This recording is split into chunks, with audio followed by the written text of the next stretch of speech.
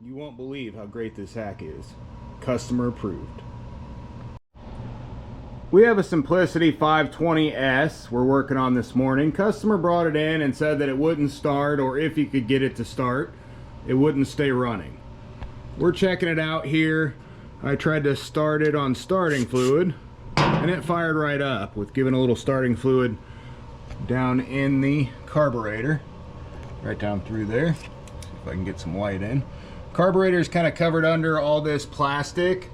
If it starts for you on carburetor cleaner, you know that you're having an issue with either bad fuel or a gummed up carburetor. If you pull the bottom bowl off at that point, you can figure out exactly what's going on. But on starting fluid, it fires right up, and as soon as that starting fluid burns off, it dies. Now there's plenty of fuel in it. The fuel does not look bad. The fuel looks good, looks pretty clear just from looking from the top down in. Now we will remove the bottom bolt holding the bowl on at this point and see exactly what the inside of the carburetor looks like. Now most of these units are very, very well used, I'll say. Looks like it meets EPA standards for 2006. Not extremely old, I guess, but it's got these old Tecumsehs in it. Looks like the needle is a little bit bad. Oh, going down in. You can see the rubber down in there. I'm not sure if you can see it in the video or not, but the rubber looks pretty badly cracked all around the emulsion tube up through. Now that'll cause it every time to run poorly, if it runs or if it's sucking too much air there. And this bowl does not have a bunch of fuel in it. Looks like maybe there's a blockage or something there. What we're going to want to do at this point is replace the carburetor. We're also going to want to replace the fuel line because of how cracked it is and the way that it looks. Now in order to do that on this unit, the problem is that the housing goes all up and around. So it goes, the handle goes through it. You've got to take the wheels off. Down at the bottom we've got some bolts and everything to take off of it in order to get this thing, you know, completely to the point where this back housing comes out. The whole assembly up top has to be taken off. All the cables have to be taken off. Essentially all of this removed along with everything here to get this out of the way in order to get to this. Now I'm going to show you a hack to get this taken care of without having to mess with all that. We're going to put this carburetor bowl back on and I'll show you what that is. Talked to the customer about this job and exactly what was going on. He said that he had already tried to clean the carburetor on this. He did have the needle and everything out. There was quite a bit of debris in it. That is, you know, the fuel and everything in here, again, doesn't look too bad. We always drain it when we, you know, are repairing something like this. But this hack will blow your mind how we make this so much easier than messing with all this plastic. Our good old trusty DeWalt.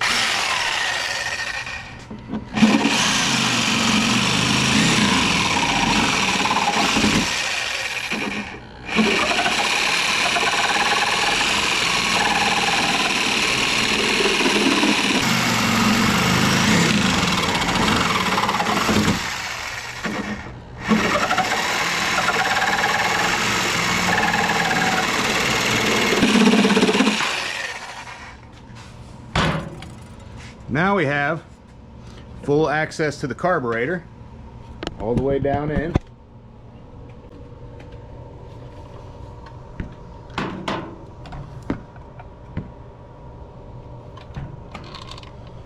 Where we can get to the bolts, remove the carburetor, and get it all taken care of without having to mess with removing all that plastic.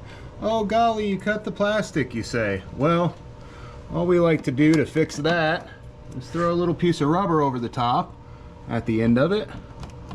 And there we are, Mr. Customer. Yes, we can save you a bunch of money by doing it this way if that's what you really want us to do.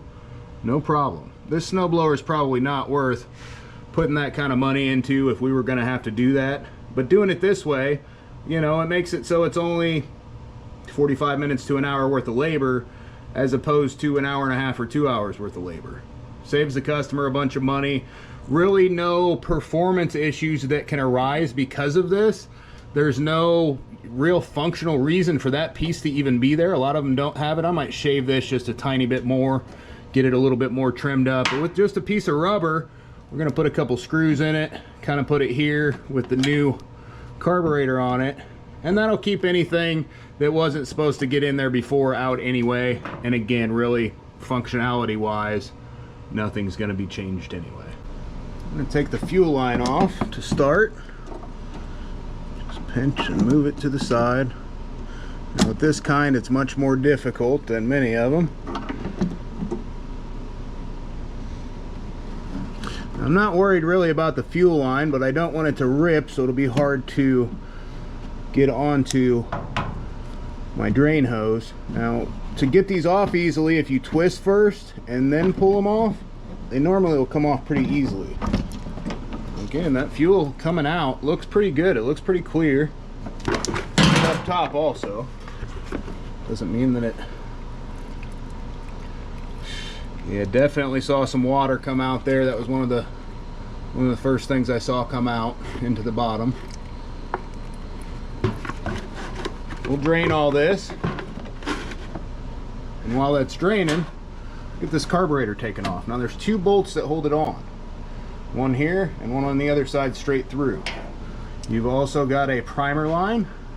If I can get a little bit better. The primer line's right here going on the inside. You can grab it and twist and then pull also. Sometimes that one likes to stay on a little tighter. If it's cracked or anything around here, you'll want to just snip it back a little, which we'll probably do that before installation. Looks like on these, what we're going to need as far as the size is a 5/32. I believe that's what this is. Weird, doesn't say on it. Not sure why it doesn't say. One of the kits that we've had just kind of laying around for a while. You got to kind of push and turn at the same time. Otherwise, these like to strip out bad.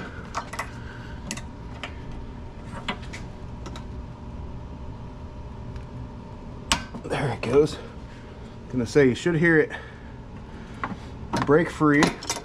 All right. As long as it's broke free, we're happy with it. We'll go to the next side, and that's just straight through over here. Looks like I'm getting tangled up top. Straight through, and again, without this plastic here, the only way you're going to be able to get a straight shot. If you don't go far enough, you're still not going to be able to get a straight shot in there, even if you've got a long extension for your hex. Still kind of a bad angle, even with that little bit left over to the side.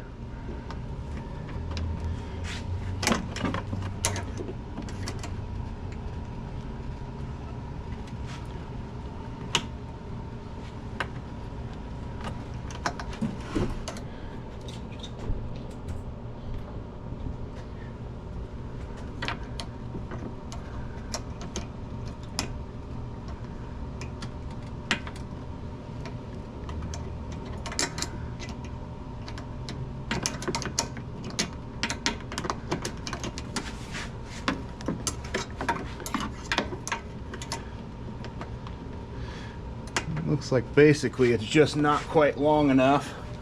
I'm gonna have to push real hard here or take a little bit more of that plastic off, one way or the other, because it's right at that edge. Okay, it came loose. That's all that really matters at this point.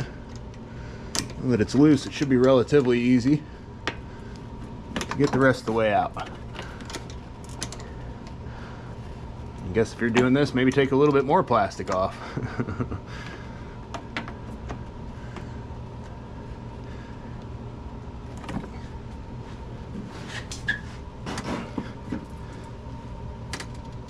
Well, I thought it broke loose. It sure didn't. Oh, there it goes.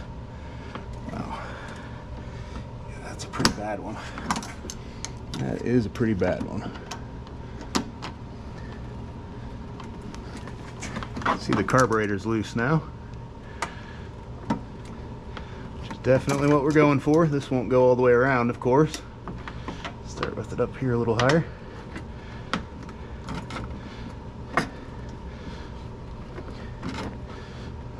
I'm getting some good scratches in the plastic too. That's always great.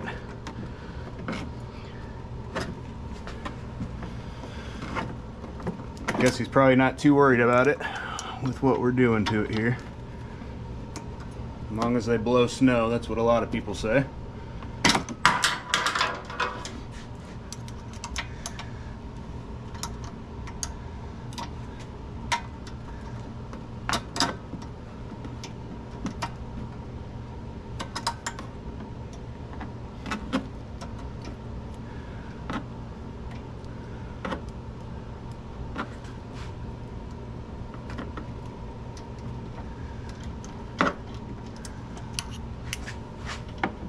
Now pay attention as you take these out. There is, I'll kind of take it out all together to show you, but just don't let anything fall off of it as you're getting to where you want to go. And try to keep everything together as best you can.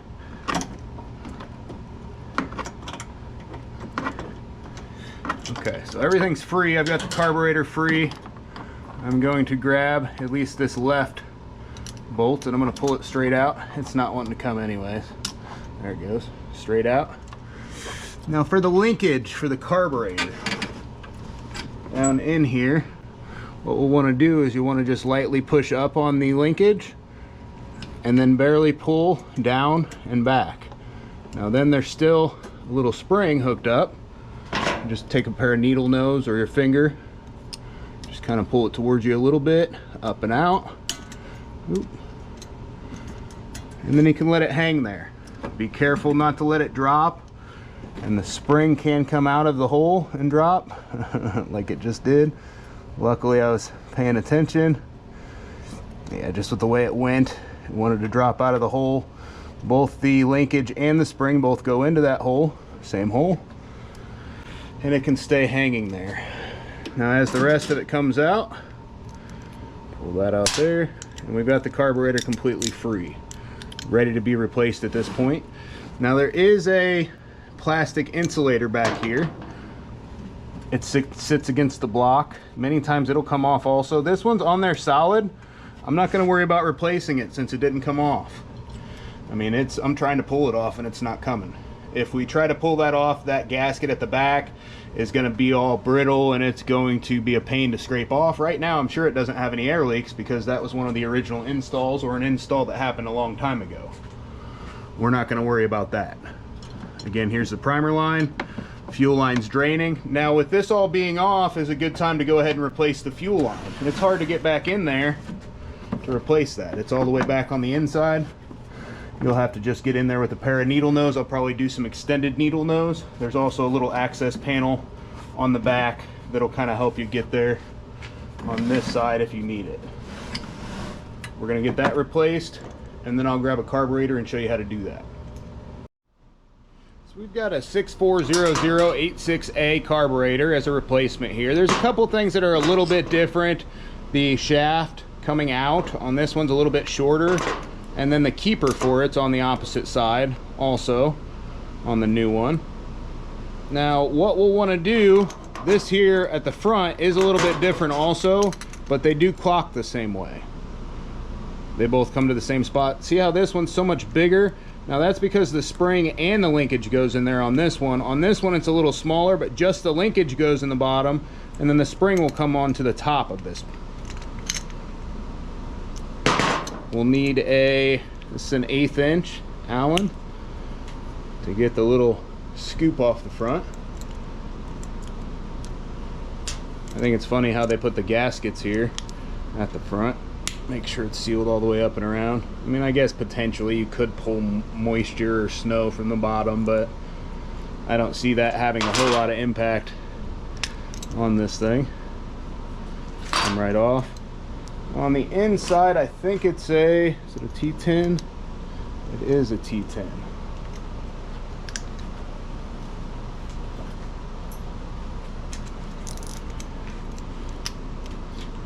We're just going to take this whole plate assembly out. Now yours may vary just a little bit depending on, you know, exactly which one you're trying to do. There's a bunch of these different snowblowers that take this same carburetor if you want to modify it to work. It just comes straight up and off after this comes out. And then you've got your piece here. Now if you look, it's like a screw going in. If you were screwing it this way, it'd screw in going counterclockwise. So this way would screw in, so this way would screw out.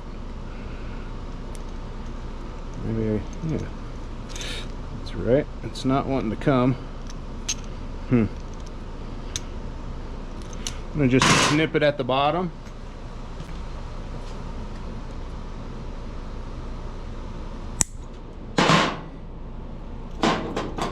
I'm just gonna save this piece to put back in here. That may not quite make it. I may have to use the old one, but either way, I always like to take the old one out if I can. And it's just a regular Phillips head to loosen up.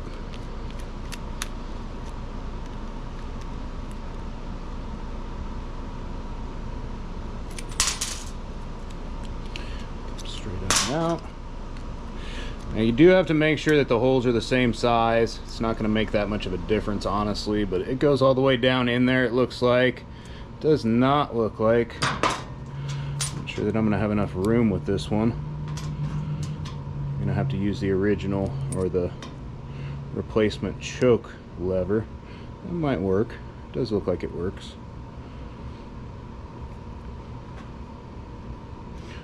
Let's put from the original lever back in there. So we're going to use this. Let's tighten it back up. You don't want to use the replacement. It could be different threads depending on what carburetor exactly you're using.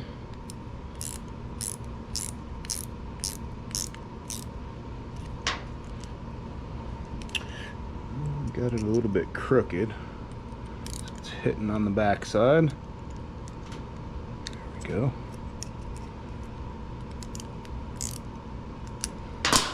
Looks a lot better. Choke, unchoke, choke, unchoke. Now the only problem we have is this piece here. I probably did that about backwards anyway, because we still want to get that other piece in there really before we do that.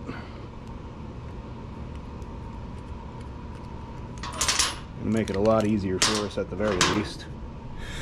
Again, it looks like if we were to screw it clockwise down in, go down in, so we're going to screw counterclockwise. Yeah, so this one's actually coming up like it should. So it should just unscrew straight out of there. Now if you look at the tabs on your other one, they were on the other side. So we took this down in. Now we're going to put it down in on the other side. Just gonna keep going around. Only takes a few spins. I'll kind of screw down in there.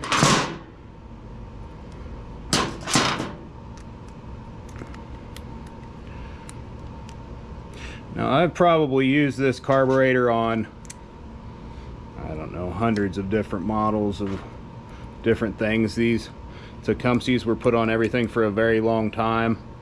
They make a bunch of different part numbers and stuff for them, but they're all kind of exactly the same design.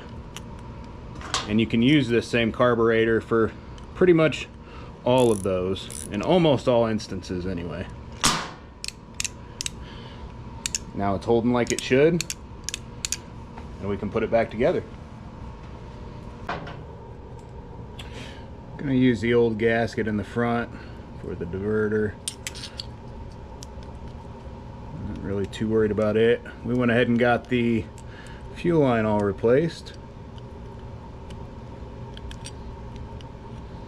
And the filter. A lot harder task than I thought it was going to be up there. Wish I would have actually done a video on that part of it. I thought it was just going to be monotonous, you know, something nobody wants to pay attention to or watch, but it wasn't easy. Could have shown a few more things, so sorry about that. Zip this back on real quick.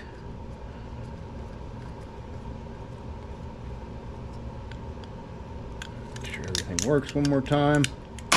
And again, I'm going to put that linkage down into this hole, so it's going to go down in and up and around. I'll show you how that goes from up top real quick again. And they're on there. And basically this comes, and the piece here goes down into it. And then the spring's going to hook onto here. Show you that a little bit better detail down here, I think.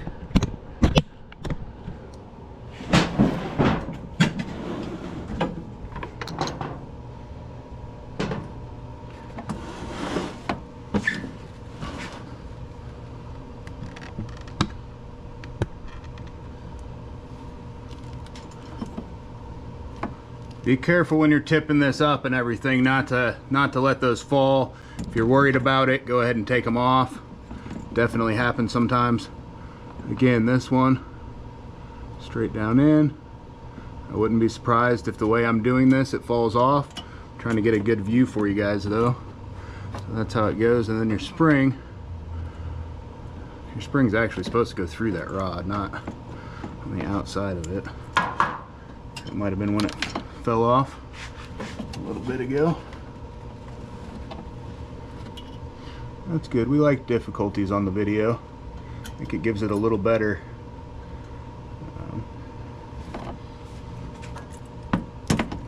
view of things a lot of times, because people get frustrated and will give up real quick if it's not easy. Well, it's not easy for anybody sometimes, you know. There's definitely problems, and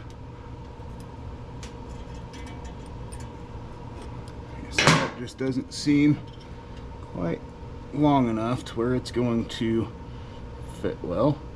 So I'm going to bend that backside tab just a tad. There it is. Now that's about to come back out. You've got to kind of hold that in up top. We've got a gasket to fit the back. Start putting those back in.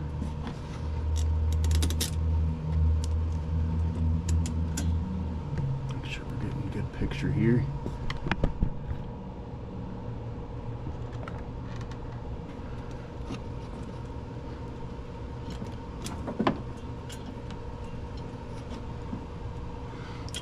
Came out the back side.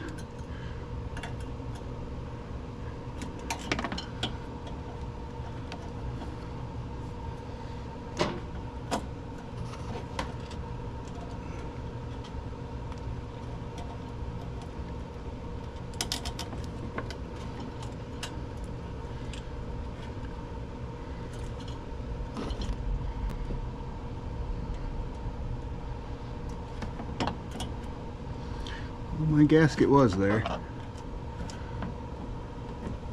Again, it's a little bit easier if you tip it all the way up and do it that way, but this way I feel like I can show you a little bit better of a view of it. It's just not wanting to cooperate with all the things I'm trying to juggle right this second.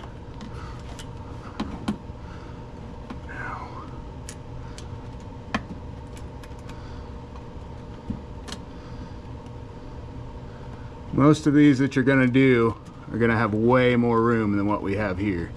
They're going to be way easier than this. If you're looking at this and thinking, no way am I going to be able to do that, think again, because it's really not too terribly difficult to get this done.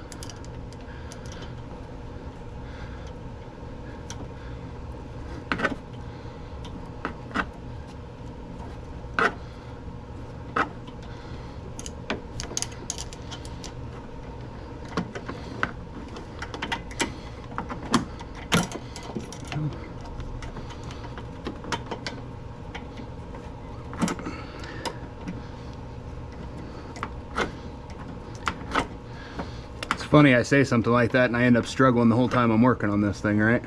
Well, that's in there. I'm gonna check the governor response up front. Everything's working good. It's solid. We're gonna put our primer tube back on. It's not cracked or anything. It's sealed on there nice. No big deal.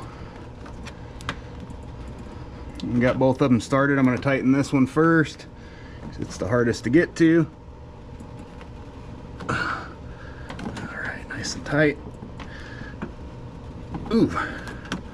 Now it doesn't want to come off because it's on that spot where it's against the plastic. Okay. Come on now. Okay. Other one. On we go. Now, yes, I am aware that this does not look pretty up top here. No, I would not say this is something you should do in every single instance.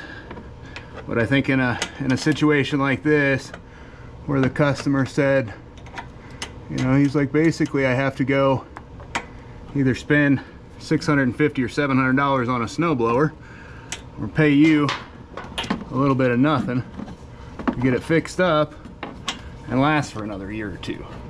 I said, well, I guess, yeah, you're definitely right there. Sorry about that camera view. Throw the fuel line on.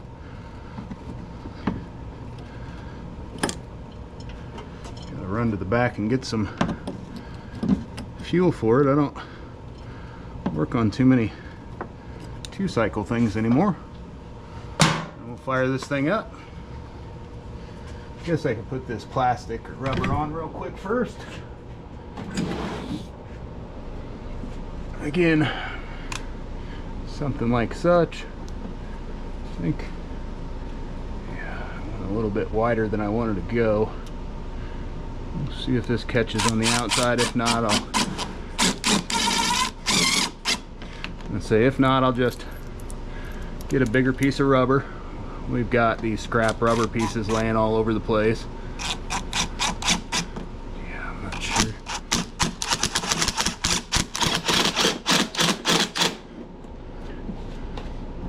Functionality wise, it's there. I think I'm still going to cut a different cover for it, but everything is working how it should.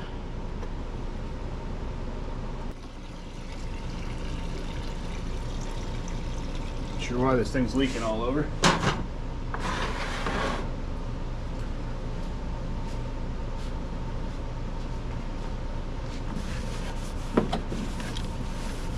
This thing wiped down with some simple green after we make sure it runs good. You can always clean them up, make them look nice.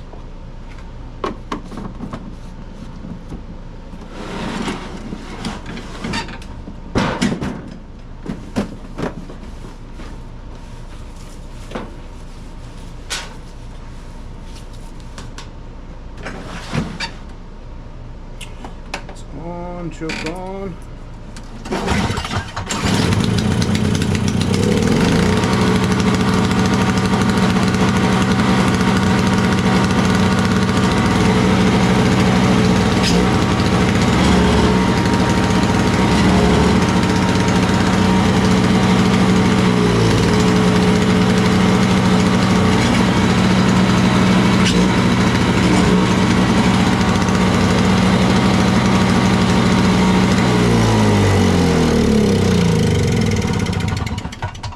Now, because of that modification we did to this thing, it gave this snowblower new life. Otherwise, this thing would probably be in a landfill right now. The paddles aren't in great shape, so putting a bunch of money into this really didn't make any sense whatsoever. Honestly, this doesn't look too bad, especially from far away. You're not really going to notice that, you know, that's something, and it's not going to change anything. It's still going to run perfectly fine, and the guy spent not a third of the price of what a new one would have been, and not, I mean, less than that. You know, I think we charge him maybe 85 bucks in labor and then the price of a car. You know, fix things the way that makes sense. Don't fix things the way that cost you way more money than what it should. Take a practical approach. Hopefully this helps you in some endeavor you do in the near future. Thanks for watching. Like and subscribe.